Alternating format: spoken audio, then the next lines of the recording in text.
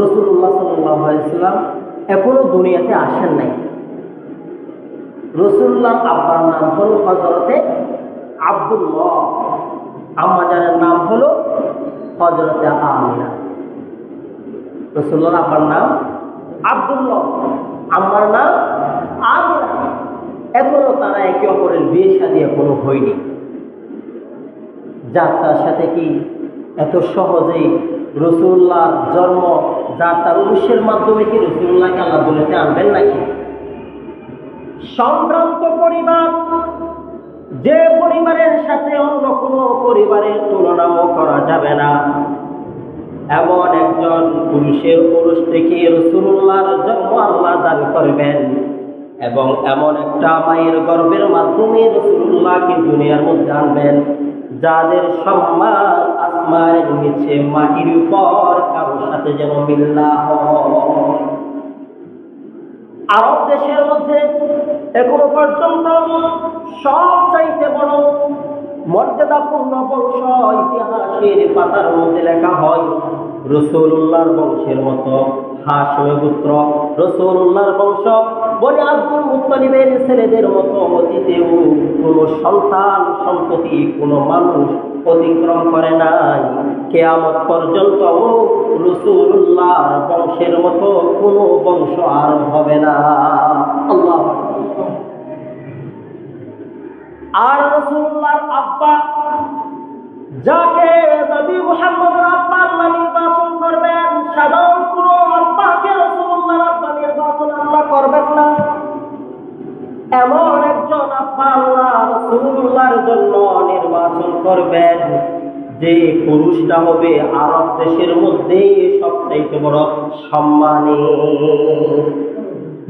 আর মা নির্বাচন করবেন রাসূলুল্লাহর জন্য, নবী মুহাম্মদের জন্য, যে মায়ের সাথে, যে মহিলার সাথে আরব দেশের কোন মহিলার তুলনা করা যায় না। আল্লাহু আকবার। হযরত আব্দুল্লাহ, তার বিয়ে কোনো হয় নাই, টকবকি যুবক, চেহারা বড় মাধুর্যপূর্ণ, সুগঠন, সুদর্শন যুবক। চোখ পড়লে চেহারা দেখে ফিরানো যায় না, তার দিকে যারাই দৃষ্টিপাত করে তার মায়ার মধ্যে সকলে পড়ে যায়। বিশেষ করে যখন কোনো মহিলা তার দিকে তাকায়, খাস করে বিশেষ করে আরব দেশের সম্ভ্রান্ত তরুণীরা, রমণীরা যখন যুবক আব্দুল্লাহর চেহারার দিকে তাকায়, আব্দুল্লাহর প্রেমের মধ্যে পড়ে যায়, আব্দুল্লাহর জন্য দেওয়ানা হয়ে যায়। হযরত আব্দুল্লাহকে অনেক প্রস্তাব দেয় আব্দুল্লাহর সাথে প্রেম করার জন্য, আর আব্দুল্লাহ কোনো প্রস্তাবে রাজি হন না, কারণ তিনি তো হবেন বিশ্বনবীর বাবা। বিশ্বনবীর বাবাকে আল্লাহ রাব্বুল আলামিন বিভিন্ন ষড়যন্ত্র থেকে, বিভিন্ন খারাপ কাজ থেকে, অবৈধ সম্পর্ক থেকে একেবারে আব্দুল্লাহর জন্মের পর থেকে রাসূলুল্লাহ তার মায়ের পেটে আসা আগ মুহূর্ত পর্যন্ত তার বাবাকে পর্যন্ত নির্কলুষ গুনাহ মুক্ত রেখে দিয়েছে। আরবের বড় ধনী সম্ভ্রান্ত পরিবারের মেয়েরা, তরুণীরা এসে আব্দুল্লাহকে প্রস্তাব দেয়, কারণ যে কেউ আব্দুল্লাহ চেহারার দিকে তাকালে আর দৃষ্টি ফেরাতে পারে না। মেয়েরা যদি দৃষ্টি দেয়, কত ধরনের কল্পনা জল্পনা করে কত প্রস্তাব দেয়, আব্দুল্লাহ এগুলো ডিনাই করে, পাট্টা দেয় না। আরো বলে কি, এই মক্কার মধ্যে আমার চেয়ে আরো কত সুগঠন শক্তিশালী পুরুষ আছে, তাদের সাথে সম্পর্ক করো, আমার সাথে করো না। হযরত আব্দুল্লাহ ডিনাই করে এগুলা পাট্টা দেয় না। তখন রমণীরা বলে, তরুণীরা বলে, ও আব্দুল্লাহ, মক্কার যত যুবক আছে, সুন্দর সুন্দর যুবক অনেকে তো আছে, কিন্তু আপনার চেহারার মধ্যে যে একটা আকর্ষণ, আপনার চেহারার মধ্যে যে একটা মায়া, যে একটা সৌন্দর্য, আসমানের নিচে মাটির উপর কোন যুবকের সাথে মিল পাওয়া যায় না।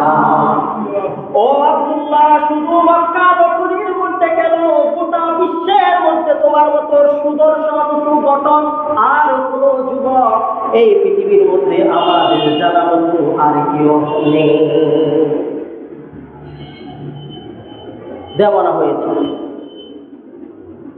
মেয়েদের আব্বারা দৈনিক একটানা দুইটানা তিনটানা প্রায় শত শত ঘর তাদের মেয়েদের সাথে আব্দুল্লাহর বিয়ের বন্ধন হওয়ার জন্য। আব্দুল্লাহর বাবা নাম হলো আব্দুল মুত্তালিব, নাম আব্দুল মুত্তালিব। আব্দুল মুত্তালিবের কাছে গিয়ে আরবের সম্ভ্রান্ত মহিলারা আব্দুল মুত্তালিবকে গিয়ে বলে, ও আব্দুল মুত্তালিব, আমাদের যত ধন সম্পদ আছে সবগুলা তোমার পদতলে দিয়ে দেব, বিনিময়ে শুধুমাত্র তোমার আব্দুল্লাহকে আমাকে ভিক্ষা দিই, শুধু আমাকে ভিক্ষা দিই, আমার যত ধন সম্পদ সবগুলা দিয়ে দেব, বিনিময়ে তোমার আব্দুল্লাহকে ও আব্দুল মুত্তালিব মেহেরবানি করে আমাকে ভিক্ষা দিই।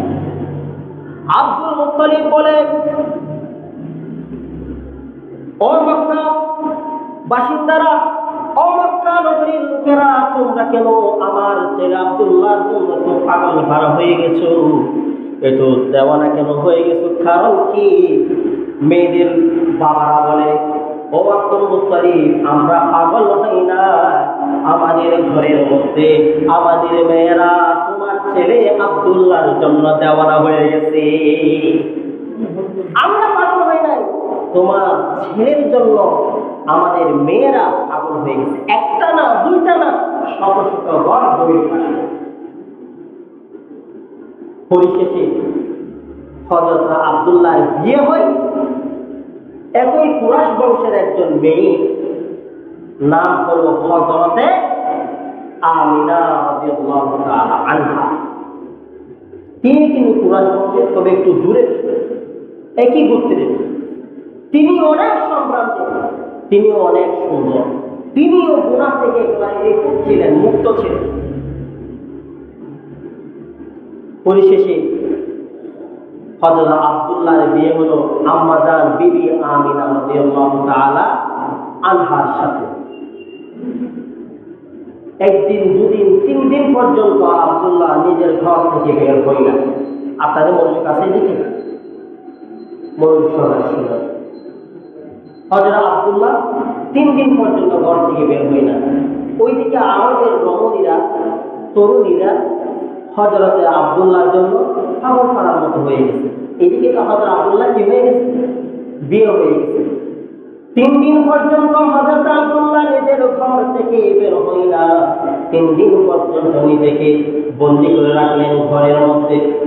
ওইদিকে মক্কার তরুণীরা, মক্কার রমণীরা আব্দুল্লাহকে দেখার জন্য রওনা হয়ে গেছে। আব্দুল্লাহকে দেখার জন্য 3 দিন পর তার ঘরের মধ্যে সে ভিড় জমা। ও আব্দুল্লাহ, শুধু একবার তোমাকে দেখার জন্য আসছি, একটু দরজাটা খুলো। দরজা করাঘাত করে, দরজা যখন করাঘাত করে একজন দুজন এইভাবে সারাদিন মেয়েরা আসে, এসে শুধুমাত্র চেহারার দিকে তাকায়, আবার চলে যায়, কোনো কিছু বলে না। আগে তো বিভিন্ন ধরনের কথা বলতো, বিভিন্ন প্রস্তাব দিত তাকে বিয়ে করার জন্য, তাকে পাওয়ার জন্য। এখন কেউ প্রস্তাব দেয় না, তার সাথে কেউ কোনো কথাও বলে না। এবার হযরত আব্দুল্লাহ বলল, ও মক্কার রমণীরা, তোমরা কেন আমাকে ডিস্টার্ব করো? অবন্তর ডাকো, ডেকে কোনো কথা না বলে এমনিতেই চলে যাও, ব্যাপার কি? তোমাদের মতামতটা কি? মক্কার রমণীরা বলে, ও আব্দুল্লাহ, গত 3 দিন 4 দিন আগেও আমরা তোমার মধ্যে একটা আকৃষ্টের মধ্যে আমরা ছিলাম। তোমার চেহারার, তোমার যে মায়া তোমার চেহারার মধ্যে ছিল, ওই চেহারার মায়ার মধ্যে আমরা আসক্ত হয়ে গিয়েছিলাম। ও আব্দুল্লাহ, তোমার বিয়ের পর আমরা দেখতে পাচ্ছি তোমার চেহারার মধ্যে আর সে মায়া নেই, সে মহাব্বত আর প্রকাশ পায় না, সে ভালোবাসার প্রতিচ্ছবি তোমার চেহারার মধ্যে আর পাশে না। আমরা বুঝে নিলাম তোমার সেই মায়াবী নূর, ওই যে যাকে বিয়ে করেছো মা আমিনা বিবি আমিনা হয়ে গেছে। তোমার মায়াবী নূর সেটা এখন মা আমিনা তার মালিক হয়ে গেছে। তোমাকে আগের মতো আর মায়া লাগে না, আদর লাগে না। এইভাবে হযরত আব্দুল্লাহ দিন যায় রাত আসে, রাত যায় দিন আসে, মা আমিনা হযরত আব্দুল্লাহর সাথে সংসার করে, তার খেদমত করে। এইভাবে 6 মাস যখন অতিক্রম হলো, তার ব্যবসার মৌসুম আসে। শীতের সময় তারা ব্যবসা বাণিজ্য করত। যখন তাদের ব্যবসার সময় আসলো, ওই ব্যবসার সময়ের মধ্যে সেই ব্যবসার উদ্দেশ্যে রওনা হওয়ার জন্য চাইলেন। তার স্ত্রীকে ডাকলেন, ডেকে বললেন, বিবি এদিকে এসো। তার হাতের সাথে হাত ধরে বললেন, ও আমার প্রাণের বিবি, ব্যবসার সময় এসেছে, আমি ব্যবসার উদ্দেশ্যে রওনা হব, তো আমাকে আপনি বিদায় দিন। এবার আমিনা বলেন, ও আব্দুল্লাহ, আমার প্রাণের স্বামী, আপনি ব্যবসা করার জন্য যাবেন, আমি আপনাকে বারণ করব না।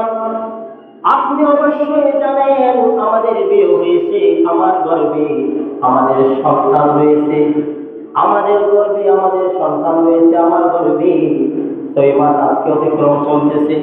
আপনি তাড়াতাড়ি ফেরত আসেন, তাড়াতাড়ি আপনি একটু ফেরত আসেন। হযরত আব্দুল্লাহ বলেন, ও বিবি আমিনা, তুমি আমাকে বিদায় দাও, শুধু 3 মাস সময় দাও, তোমার টেনশন করতে হবে না, তোমার কষ্ট পেতে হবে না। আমি 3 মাস পর বা 3 মাসের ভিতরে আমি ব্যবসা বাণিজ্য করে অতি তাড়াতাড়ি আমাদের ছেলের জন্য কাপড় চোপড় নিয়ে আসবো, তোমার জন্য সাজগোজের কাপড় নিয়ে আসবো, আমাদের ছেলে খেলাধুলা করার জন্য খেলনা কিনে আনবো, আমার ছেলের জন্য সুন্দর একটা নাম রাখার জন্য আমি তাড়াতাড়ি ব্যবসা বাণিজ্যের কাজ শেষ করি অতি তাড়াতাড়ি আবার ঘরে ফিরে আসবো। টেনশন করো না, চিন্তা করো না, তাড়াতাড়ি আমি ফিরে আসবো। হযরত মা আমিনা বিদায় দিয়ে গেলেন। যেতে যেতে যেতে যেতে পথের মধ্যে হযরত আব্দুল্লাহ অসুস্থ হয়ে পড়লেন, ক্লান্ত হয়ে পড়লেন। ওই অসুস্থতার মধ্যে হযরত আব্দুল্লাহ আল্লাহর ডাকে সাড়া দিয়ে বিদায় হয়ে গেলেন দুনিয়া থেকে। তার মৃত্যু হয়ে গেছে। কিছু সময়ের পর হযরত মা আমিনার কাছে খবর পৌঁছলো, ও আমিনা গো, তোমার স্বামী দুনিয়ার মধ্যে আর বেঁচে নেই।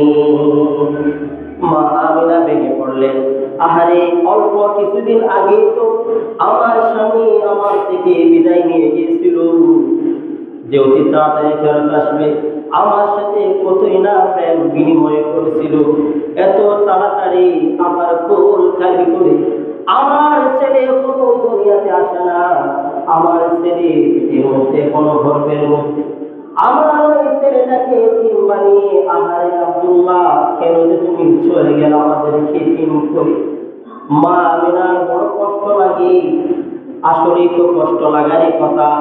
এগুলো একমাত্র তারাই বুঝবে যে সমস্ত বোনের, যে সমস্ত মাদের প্রথম সন্তান শুধুমাত্র গর্ভের মধ্যে এসেছে, 1 বছর হয় নাই তাদের বিয়ে, এমন সময় যদি কোনো মায়ের বা কোনো স্ত্রীর কোনো বোনের স্বামী যদি দুনিয়া থেকে বিদায় হয়ে যায়, মৃত্যু হয়ে যায়, তার কেমন কষ্ট লাগবে একমাত্র যার এমন হয় সে ভালো করে বুঝবে। সেই বুঝবে তার কষ্ট কত, তার বেদনা কত, একমাত্র সে বুঝবে। হযরত আমিনা চিন্তা করতে লাগলেন, আহারে, আমার ছেলের জন্য সুন্দর একটা নাম রাখার জন্য আমার স্বামী চাইলেন ব্যবসা বাণিজ্য শেষ করে আসবে, ছেলের জন্য একটা সুন্দর নাম রাখবে, কত আশা করেছিল আমার স্বামী। আহারের সামনে আমাদেরকে ছেড়ে চলে গেলেন। আমাদের ছেলেকে মানুষের মতো মানুষ করার জন্য, পড়ালেখা করার জন্য উদ্যোগ নিয়েছিলেন। আহারে, আমাদের ছেলে এখন পড়ালেখা কিভাবে করবে, তার পড়ালেখার খরচ খেয়ে দিবি, চিন্তা করতে লাগলেন। আহারে, আমাদের ছেলে কে খেলনা দিয়ে খেলবে, কে খেলনা কিনে দেবে। হযরত মা আমিনা ব্যথায় ব্যথিত হতে লাগলে, চিন্তার মধ্যে নিমজ্জিত হয়ে গেল। কারণ প্রত্যেকটা মাই চায় যে আমাদের সন্তান যে দুনিয়ার মধ্যে আসুক, আসার পূর্বে কিন্তু মায়েরা প্রস্তুতি নেই, খাতা সেলাই করে। শুধু মায়েরা নেই, শুধু মায়েরা নয়, মাদের বোন যারা আছে খালা, তারাও কিন্তু কাঁথা সেলাই করে। বড় একটা আশা করে থাকি সকলের সাথে যে একটা প্রীতি হবে, স্বজন প্রীতি হবে, নতুন মেহমান আসবে, সবাই আনন্দ করবে। সে আনন্দর যিনি প্রধান লিডার তিনি হচ্ছেন স্বামী। তিনি যদি দুনিয়া থেকে বিদায় হয়ে যান, আর তাদেরকে আর শান্তি লাগতে পারে? তাদেরকে আর খুশি লাগে? খুশি লাগার পর তিনি অনেক ভেঙে পড়লেন। তবে তার গর্বের মধ্যে যিনি আছেন তিনি কে হবেন? তিনি হবেন মুহাম্মদ, তিনি হবেন আখির জামানার পয়গম্বর, তিনি হবেন গোটা পৃথিবীর সমস্ত মানুষের আইডল, তিনি হবেন মানবতার মুক্তির সনদ, উভয় জাহানের বাদশা, দুনিয়ারও বাদশা, পরকালেরও বাদশা। তিনি হবেন খাতামুন নবিয়্যিন, তিনি হবেন রাহমাতুল লিল আলামিন। তার মা যদি একটু কষ্টের মধ্যে থাকে, আরশের মধ্যে আল্লাহকে আর ভালো লাগে? আল্লাহকে আর ভালো লাগে? আরেক কথা, আল্লাহ তার ভালো লাগার কথা না। আল্লাহ রব্বুল আলামিন হযরত জিবরাইলকে ডাক দিয়ে বলেন, ও জিবরাইল, আমার প্রিয় হাবিব মুহাম্মদের মা বড় কষ্টের মধ্যে পতিত হয়েছে। আমার হাবিব হযরত মুহাম্মদের আম্মা জান বড় ব্যথার মধ্যে ব্যথিত হয়েছে। যাও যাও, তুমি আরশ ছেড়ে, আসমান ছেড়ে দিয়ে ওই যে দুনিয়ার মুখের মধ্যে মক্কা নগরীর মধ্যে একটা ঘর আছে, যে ঘরটার মালিক হলো হযরত আমিনা। যাও ও জিবরাইল, আসমান ছেড়ে দিয়ে মা আমিনার ঘরের মধ্যে গিয়ে আমি রব্বুল আলামিনের পক্ষ থেকে মা আমিনাকে কয়েকটা সুসংবাদ দিয়ে এসো, কয়েকটা সুসংবাদ দিয়ে এসো। বড় কষ্ট হচ্ছে, আমার বান্দি বড় কষ্ট করছে, যাও তাড়াতাড়ি। হযরত জিবরাইল হঠাৎ করে আল্লাহর হুকুম পাওয়া মাত্রই সাথে সাথে আর দেরি না করে মুহূর্তের মধ্যে তিনি মক্কা নগরীর মা আমিনার ঘরের মধ্যে এসে উপস্থিত হয়ে গেলেন। এসে মা আমিনাকে লক্ষ্য করে বললেন, ওয়াসসালাতু ওয়াসসালামু আলাইকি ইয়া আমিনা, ওয়াসসালাতু ওয়াসসালামু আলাইকি ইয়া উম্মে মুহাম্মদ। ও আমিনা, তোমার উপর আল্লাহ এবং তার রাসূলের শান্তি বর্ষিত হোক, আল্লাহর শান্তি বর্ষিত হোক, তোমার উপর আল্লাহর শান্তি বর্ষিত হোক। এইভাবে দুইবার তিনবার উচ্চারণ করলেন। হযরত আমিনা তো ছিলেন না, জানে না কে আসলো। ধবধবে সাদা পরিহিত একজন ব্যক্তি, মক্কা নগরীর কোন মানুষের সাথে তার মিল হয় না। আহারে, মিল আসবে কোথ থেকে? তিনি তো শুধু মক্কার মধ্যে কেন, গোটা পৃথিবীর মধ্যে কোন মানুষের সাথে তার মিল পাওয়া যাবে না। কারণ তো তিনি দুনিয়ার কোন মানুষও না, তিনি হলেন আল্লাহ রাব্বুল আলামিনের প্রেরিত স্পেশাল ফেরেশতা, যার নাম হলো হযরতে জিবরাইল। হযরত আমিনা ছিলেন না, জানে না। জিজ্ঞাসা করলেন, মান আনতা ওয়া আইনা জিতুকা ইয়া রাজুলান, হে যুবক, তুমি কোথা থেকে এসেছো? তোমার পরিচয় কি? তোমার নাম কি? এবার ফেরেশতা ডাক দিয়ে বলে, আনা জিবরাইল, আমি হলাম জিবরাইল। জিতু মিনাল আরশ, আমি আরশ থেকে এসেছি। আল্লাহ রাব্বুল আলামিন আমাকে তোমার বাড়ির মধ্যে তোমাকে কয়েকটা সুসংবাদ দেওয়ার জন্য পাঠিয়েছে। তুমি ব্যথায় ব্যথিত হয়েছো, আল্লাহ তোমাকে সুসংবাদ দেওয়ার জন্য আসমান থেকে আমাকে পাঠিয়েছে তোমার ঘরে। মা আমিনা বলে, কি সুসংবাদ আমাকে দিবা? আমার স্বামীকে ফেরত আসবে নাকি? আমার স্বামীকে ফেরত আসবে নাকি? ও জিবরাইল, কি সুসংবাদ আমাকে দিবা? হযরত জিবরাইল বলেন, ও আমিনা, না না না, তোমার স্বামী ফেরত আসবে না। তার সুসংবাদ আমি দিব না, তবে যে সুসংবাদ আমি দিব তোমার স্বামী ফেরত আসার তুলনায় লাখ কোটি গুণ বড় এমন একটা সুসংবাদ দিব।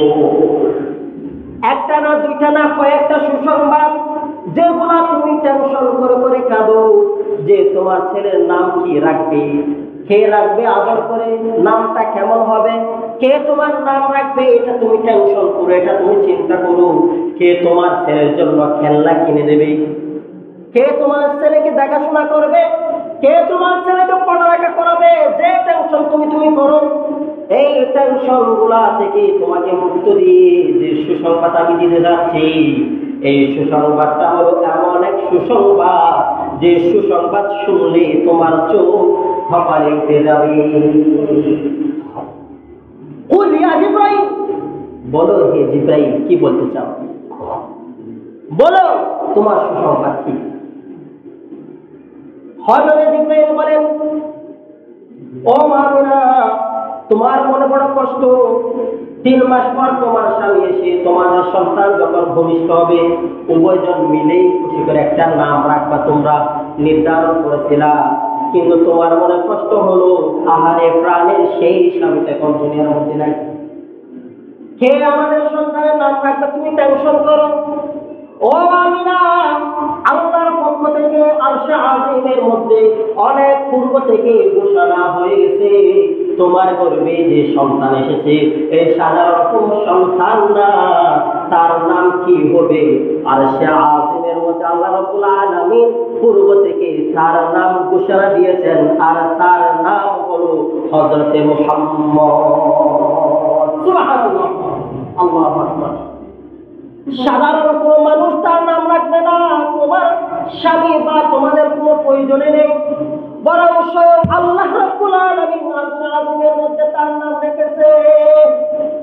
আরশে আজিম তার নাম কি হবে সেটা পূর্ব থেকে আল্লাহ ঘোষণা দিয়ে দিয়েছে। 1 নম্বর সুসংবাদ। 2 নম্বর সুসংবাদ হলো, তুমি যে টেনশন করো তোমার ছেলেকে কি পড়ালেখা করাবি, স্বামী তো নেই, ও আমিনা তুমি টেনশন করিও না, আসমানের নিচে মাটির উপরেও শিক্ষক নেই যে শিক্ষক মুহাম্মদকে পড়াতে পারবে, বরং তাকে যিনি পড়াবেন তার শিক্ষক যিনি হবেন তিনি হলেন যিনি সকলের স্রষ্টা মহান আল্লাহ রাব্বুল আলামিন, তার শিক্ষক হবে স্বয়ং আল্লাহ তাআলা। 3 নম্বরে তুমি টেনশন করো তোমার ছেলেকে দেখাশোনা করে আদর করে কে খেলনা এনে দেবে। দুনিয়ার সবাই খেলা, ছোট ছোট ছেলে মেয়েরা খেলা করে হয়তো বা গাছের পুতুল বা বাঁশের পুতুল বা মাটির পুতুল, অথবা বেশি ধনী হলে স্বর্ণ অলংকারের পুতুল নিয়ে খেলা করতে পারে। তোমার ছেলে মাটি, গাছের, বাঁশের বা দুনিয়াবি সর্বোত্তম জিনিস স্বর্ণেরও কোনো প্রয়োজন নেই, বরং তোমার ছেলে যে জিনিসটুকু নিয়ে খেলা করবে সেই জিনিসটুকু হলো আসমানের চাঁদ। আসমানের চাঁদকে আল্লাহ রাব্বুল আলামিন